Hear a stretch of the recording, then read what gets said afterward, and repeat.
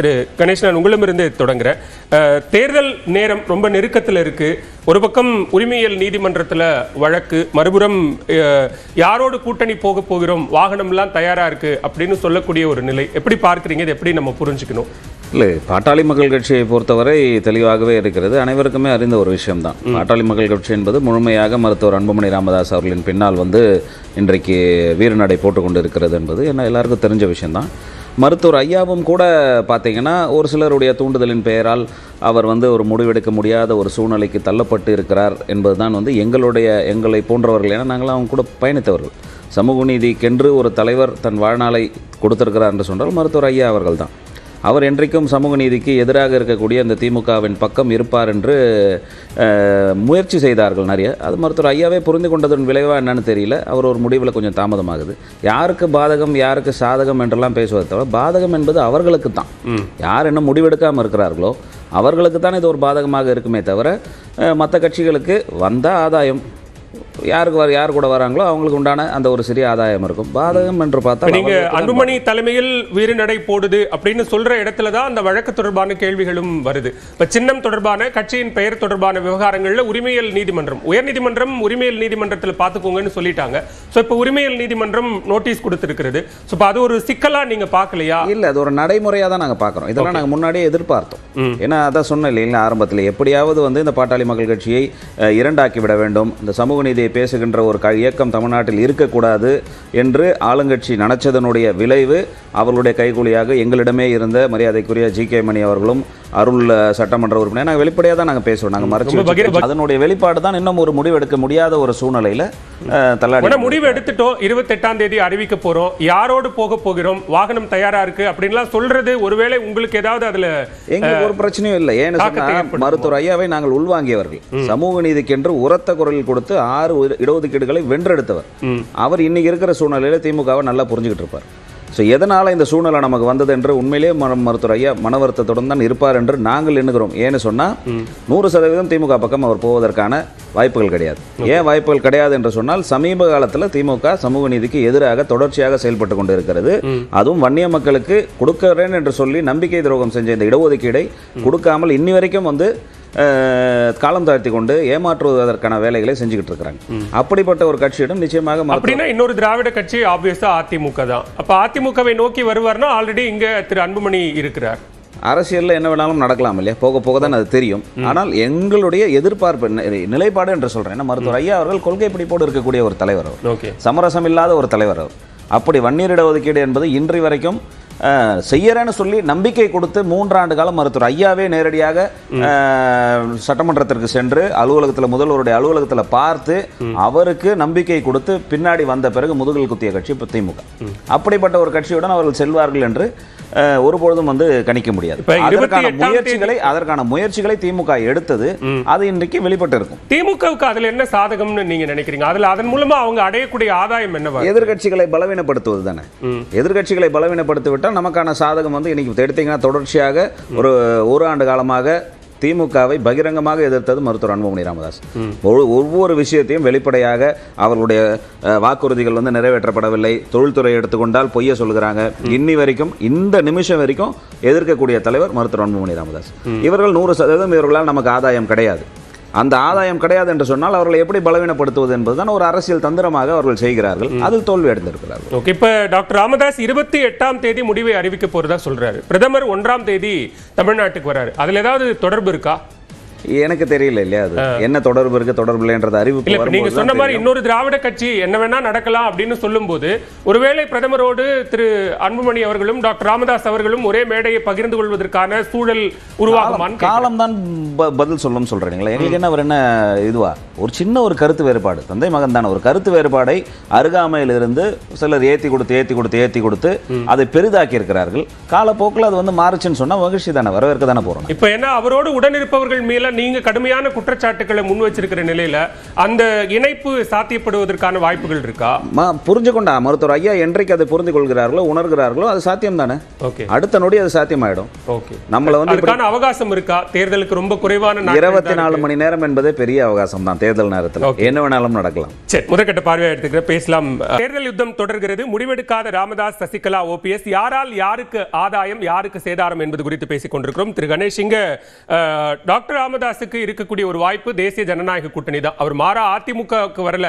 ஏன்னா டாக்டர் அன்புமணி இங்க அதிமுகவோடு அவரை சந்திச்சு கூட்டணியில் சேர்ந்திருக்கிறதுனால அவர் என்டிஏ வழியாக கூட்டணிக்கு வருவார் அப்படிங்கிற ஒரு பார்வையை முனவர் பாஷா வைக்கிறார். அதுக்கான வாய்ப்பு இருக்கா? கல யதார்த்தம் என்பது வந்து சற்று சிந்தித்து பார்க்க வேண்டிய விஷயம் தான். உதாரணத்துக்கு சொல்லணும், இப்போ ஓபிஎஸ் அவர்கள் சொல்றீங்க, சசிகலா அவர்கள் சொல்றீங்க, இவங்க எல்லாம் வந்து அதிமுக எதிரானவர்கள் சொல்றீங்க. இவர்களுக்கு பின்னாடி இருக்கின்ற தொண்டர்களும் யாரை எதிர்த்து வந்தாங்க? யாரை எதிர்த்து வந்தாங்க? திமுகவுடைய எதிர்மனநிலையில் இருப்பவர்கள் தான் இந்த கட்சியில் இருந்தவர்கள். அவர்கள் தான் ஒருத்தர் பின்னாடியும். இப்ப சசிகலாமாவே கூட வந்தீங்கன்னா அதுலதான் ஒரு என்ன இது வருதுன்னா, அதிமுக இல்ல, திரு எடப்பாடி பழனிசாமி எதிர்ப்பு. இவங்க யாரும் வந்து அதிமுக எதிர்ப்புங்கிறத ப்ரொஜெக்ட் பண்ணல. தேர்தல்னு வரும்பொழுது இதெல்லாம் மறைஞ்சு போயிடும். தேர்தல்னு வரும்பொழுது திமுகவா அதிமுகவா, அதுல எடப்பாடியாக இருக்கட்டும் யாராகனா இருக்கட்டும், அங்கே இருப்பது ரெட்டலை சின்னம் அதிமுக ஆட்சி. இப்படின்னு வரும்பொழுது திமுகவை நீங்க ஒருவேளை ஆதரிச்சீங்கன்னா உங்க தொண்டர்களே உங்களை ஏத்துக்க மாட்டாங்க. நீங்க மேடையில் இருக்கக்கூடியவர்களும் அவர்களோட அவர் ஒருபோதும் இப்ப பக்கத்துல இருக்கார் அண்ணன், இவர் திமுக போய் ஓட்டு கேட்பாரா? திமுக ஓட்டு போடுவாரா? அந்த மனநிலை வராதுல. அப்படிதான் பாட்டாளி மக்கள் கட்சியும் இன்றைக்கு இருக்கக்கூடிய அரித்மெட்டிக்கா பார்த்தா திரு எடப்பாடி பழனிசாமி எதிர்ப்பு அப்படிங்கிறது திமுக ஆதரவான ஒரு சூழலை ஏற்படுத்தி கொடுத்துறாதா? 100% கொடுக்காதுன்ற. ஏன்னா இங்க இருக்கக்கூடியவர்கள் எல்லாமே பாத்தீங்கன்னா காலம் தாழ்த்தி இன்னைக்கு ஒரு இடத்துல வந்து நிக்கிறாங்க. அவர்கள் பின்னாடி இருப்பவர்கள் எல்லாருமே பாத்தீங்கன்னா ஒரு திமுக எதிர்ப்பு மனநிலையில் இருப்பவர்கள் தான் இங்க இருக்கிறாங்க. இப்போ பாட்டாளி மக்கள் கட்சி எடுத்துக்கிட்டீங்கன்னா கூட இதற்கு முன்னாடி பல தேர்தல்கள் நாங்கள் கூட்டு சேர்ந்து சந்திச்சிருந்தாலும் கூட இந்த ஒரு 5 ஆண்டு காலத்துல வன்னிய மக்களுக்கு இடஒதுக்கீட்டுக்கு மருத்துவர் ஐயாவை எப்படியெல்லாம் உதாசீனம் படுத்தினார்கள் என்பது எல்லாருக்கும் தெரியும். இந்த இடஒதுக்கீட்டை போய் கேட்டுட்டு வந்து ஐயா கோவத்தில் வெளிப்படுத்தின போது அவருக்கு வேற வேலை இல்லை அப்படின்னு சாதாரணமாக சொன்ன ஒரு கட்சியை போய் மருத்துவர் ஐயா கூட இருப்பவர்கள் ஏற்றுப்பார்களா என்று சொன்னால் நிச்சயமாக வாய்ப்பு இருக்காது. அப்ப அடுத்தபடியான இருக்கக்கூடிய ஒரு பிரதான கட்சி என்று பார்த்தால் அதிமுக கூட்டணி தான். அப்ப அதற்கு தான் வந்து வருவதற்கான வாய்ப்பு இருக்கும். இவர்கள் அந்த தேர்வு எடுக்கவில்லை என்று சொன்னால் பாதகம் அவர்களுக்காக தான் போய் முடியுமே தவிர கட்சிக்கோ அப்படி ஒருவேளை நீங்க அந்த புள்ளியை வைக்கிறீங்க அப்படின்னா 2021 பிரதான கோரிக்கை அதுதான், அந்த 10% தான். அது கடைசி நேரத்தில், தேர்தல் நேரத்தில் கடைசி நேரத்தில் நிறைவேற்றப்பட்ட ஒன்று. இந்த 5 ஆண்டுகள்ல அது கையில கிடைச்சிருக்கணும். அது கிடைக்காம போயிருச்சு. அந்த விஷயத்துல அதிமுக மேல பாமகவுக்கு எந்த விதமான அதிருப்தியும் இல்லையா? ஒரு பிரச்சனையுமே கிடையாது இல்லையா? ஆரம்பத்துல இருந்து பாத்தீங்கன்னா கடைசி நேரத்தில் நிறைவேற்றப்பட்டது என்பது உண்மைதான். அதற்கு பின்னாடி எத்தனை மாத காலமாக அதற்கான பணிகள் நடந்தது. ஒரு நாள்ல ஒரு பில்லை பாஸ் பண்ணிட முடியாது. அதற்கான தரவுகள் எல்லாம் எப்படியெல்லாம் எடுக்கப்பட்டது, அதோட ரெக்கமெண்டேஷன்ஸ் என்னெல்லாம் இருந்தது, பேக்வர்ட் கிளாஸ் கமிஷனோட தான் எல்லாம் இருந்தது. திமுக ஆட்சிக்கு வந்தவொடனே என்ன சொன்னாங்க? நாங்கள் ஜியோ பாஸ் பண்ணுறோம், நாங்கள் சட்ட ரீதியான அங்கீகாரம் வாங்கி தரோம் அப்படின்னு சொல்லிட்டு அவர்களுடைய உறவினரை வைத்தே வழக்கு போட வைத்து அந்த வழக்கை கொண்டு போய் சரியான தரவுகள் கொடுக்காத காரணத்தினால கொடுத்தது தப்புன்னு எங்கேயுமே சொல்லலை. நீதிமன்றம், உச்ச நீதிமன்றமும் கூட வன்னியர்களுக்கான இடஒதுக்கீடு கொடுத்தது தப்புன்னு எங்கேயும் சொல்லலை. கொடுத்தது சரிதான், மாநில அரசுக்கு முழு உரிமையும் இருக்கு. ஆனால் தரவின் அடிப்படையில் இந்த மக்கள் வந்து பின்தங்கி இருக்கிறாங்கன்ற டேட்டாவை எடுத்து நீங்க கொடுங்க அப்படின்னு சொல்லி சொன்னாங்க. இதற்காக தான் நாங்கள் 10 தடவை ஐயாவும் சரி, இது வரைக்கும் சட்டமன்றம் போகாத ஐயா முதலமைச்சரை நேரடியாக வந்து சந்திச்சார். அன்றைக்கு கூட விஜயகாந்த் அவருடைய மறைவு ஏற்பட்ட காரணத்தினால அது பெருசாக வெளியில் கொண்டு வர முடியல. அன்றைக்கு மருத்துவர் ஐயாவே நேரடியாக வந்து சந்திச்சு 1 மணி நேரம் கேட்டார். இப்படிலாம் இந்த தரவுகள் எடுத்து கொடுங்க, எடுத்து கொடுத்தீங்கன்னா இப்போ கீழே இருக்கிற மக்கள் அவர்களை கை தூக்கி விட்ட மாதிரி இருக்கும், அவர்கள் அடுத்த கட்ட. ஆனால் அன்றைக்கு நம்பிக்கை கொடுத்து விட்டு சட்டமன்றத்தில் முதுகுல குத்துனாங்க. சட்டமன்றத்தில் இது எங்களிடம் இல்லை, பாரதிய ஜனதா சமூக நீதிக்கு எதிரான கட்சி. அப்போ நீங்கள் செய்ய வேண்டியதானே? நீங்கள் தானே சமூக நீதிக்கு ஆதரவான கட்சி. அப்போ நீங்கள் இப்போ எதிரி ஆயிட்டீங்கல்ல. அப்ப இந்த மக்களை ஏமாத்துறீங்கல்ல. சமூக நீதி என்ற பெயருக்கு எதிராக இருக்கின்ற கட்சி திமுகன்றது இந்த 5 ஆண்டு காலத்தில் இன்றைக்கு பாமகவுக்கு அதை நிறைவேற்றிவிட முடியும் அப்படிங்கிற ஒரு நம்பிக்கை இருக்கு. நீங்க சொன்ன மாதிரி அதிமுக தான் இன்னொரு பிரதான கட்சி, அவங்களால நிறைவேற்றி விட முடியும் அப்படிங்கிற நம்பிக்கை இந்த தேர்தல் களச்சூழல்ல உங்களுக்கு இருக்கா? எதிரில் ஒரு கூட்டணி, அந்த கூட்டணியினுடைய பலம் பலவீனம் என்ன, அதிமுக என்டிஏ கூட்டணியினுடைய பலம் பலவீனம் என்ன, இதன் மூலமாக அது கிடைச்சிரும் அப்படிங்கிற ஒரு நம்பிக்கை உங்களுக்கு இருக்கா? 200% எங்களுக்கு இருக்கிறதுனால தான் நாங்க இந்த கூட்டணியிலே வந்தோம். கூட்டணியில இருக்கிறோம் என்று சொன்னால் எங்களுடைய பலம் அதிக பொழுது, எங்களுடைய தேவைகள் இருக்கும் பொழுது நிச்சயமாக நிறைவேற்றுவதற்கான அழுத்தத்தை நாங்கள் கொடுப்போம். திமுக மீது இத்தனை ஆண்டு காலமாக இந்த மக்களை ஏமாற்றிட்டு இன்னைக்கு கூட மருத்துவர் ஐயாவே ஒரு அறிக்கை கொடுத்திருக்கிறார். போன கடைசி 2011 ஆட்சி முடிகிற நேரத்தில் 5 மருத்துவக் கல்லூரிக்கு ஒரு செங்கல் நட்டீங்க, ஒரு செங்கல் கூட இன்னைக்கு எடுத்து வைக்கல.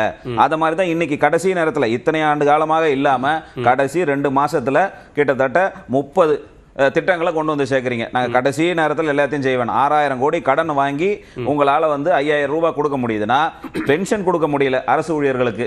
இன்றைக்கு எல்லா மக்களும் போராடிட்டு இருக்கிறாங்க. யார் போராடல? அரசு ஊழியர்கள் போராடுறாங்க, டிரைவர் கண்டக்டர் போடுறாங்க, துப்புரவு தொழிலாளர்கள் போராடுறாங்க, நர்ஸு போராடுறாங்க.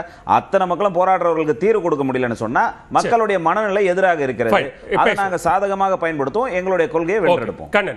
யாருக்குமே இடஒதுக்கீடுக்கு கொடுக்க கூடாதுங்கிறது எங்களுடைய நோக்கம் கிடையாது. அன்னைக்கு ஐயா தத்தை சுட்டி காட்டினார். முதல்ல தரவுகள் எடுங்க, எந்தெந்த ஜாதி எவ்வளவு பெர்சன்டேஜ்ல இருக்காங்கன்னு பார்ப்போம். உரிய முறையில அந்த தரவுகளின் அடிப்படையில நாம இடஒதுக்கீடை வழங்குவோம். அதுதான் சட்டப்படி நிக்கும். இப்படி வெறும் ஒரு ஜாதிய இவருங்க வந்து கொடுக்குறேங்கிற பேர்லயும் அந்த ஜாதியை ஏமாத்துறாங்க, கொடுக்காம தவிர்க்கிறேங்கிற பேர்ல மத்த ஜாதி கோபத்தையும் பெறாங்க. அந்த கோபம் இன்னைக்கும் நீர் பூத்த நெருப்பா எடப்பாடி மேல தொடர்ந்துகிட்டே இருக்கு. அதை தாண்டி ஐயா கணேஷ் குறுக்கிட்டு அவர் தெரியல. நீ கோபம் என்பது வந்து தவறான புரிதனால வரக்கூடிய விஷயம் தான். ஏன்னு சொன்னா சாதிவாரி கணக்கெடுப்பு நடத்துறதுக்கு முன்னாடியே ஆணையம் போட்டது எடப்பாடியார் அவர்கள். இன்னைக்கு அன்னைக்கு திமுக அதை செய்யல, இன்னைக்கு வரைக்கும் செய்யல திமுக. ஆனா எடப்பாடி போட்டாரு, அனைவருக்கும் பிரிச்சு கொடுக்கணும்னாரு. இது 10.5%. ஏன்னு சொன்னா பேக்வர்ட் கிளாஸ் கமிஷனுடைய ரெக்கமெண்டேஷன் ஆல்ரெடி இருந்த காரணத்தினால அது புரியாததுனால தான் அந்த கோபம். இன்னைக்கு அந்த கோபம் இல்லை என்பதுதான். இல்ல அது சட்டப்படி நிக்கணும் அப்படின்னா அந்த 10.5% இதை விட ஜாஸ்தியா கூட இருக்கலாம், தப்பு இல்லை. ஆனால் அது சட்டப்படி நிக்கணும்னா அந்த ஜாதிவாரி கணக்கெடுப்பு நடத்தி அந்த பெர்சன்டேஜ் வராம இந்த சட்டம் நடைமுறைக்கு வராது. அது தெரியாம அந்த மக்களையும் ஏமாத்த வேண்டாம், ஏனைய மக்களையும் ஏமாத்த வேண்டாம். இதை நம்பி எடப்பாடி கொடுப்பாருன்னு நம்பி அந்த தோல்வியை நீங்க 200% நம்பிக்கை இருக்குங்கிறாங்க. 200% இந்த கூட்டணி வெற்றி பெற்று 10.5% இடஒதுக்கீட்டை நாங்கள் பெற்று விடுவோம்ங்கிற நம்பிக்கை எங்களுக்கு இருக்குங்கிறாங்க. அவர் கேக்குற மாதிரி சாதிவாரி கணக்கெடுப்பு நடத்தி அனைவருக்குமான இடஒதுக்கீடை வென்றெடுப்போம். இவருக்கு 200%, அன்னை எடப்பாடிக்கு 300% நம்பிக்கை இருக்கு. எதுல அவர் எப்ப தோல்விக்க ஆரம்பிச்சாரோ அப்பதுல இருந்து. ஆனா ஒரு தேர்தல் கூட வெற்றி பெற ஓபிஎஸ்க்கு எத்தனை சதவீதம் நம்பிக்கை இருக்குன்னு பேச வேண்டியிருக்கு திரு கண்ணன். நான் வரேன் இடைவேளைக்கு பிறகு தேர்தல் சொல்லிடுறேன் ஒரே நிமிஷம் சொல்லிடுறேன். அவருக்கு எத்தனை சதவீதம் சொல்றீங்களா? ராமநாத் சுத்தமான பள்ளி பையன்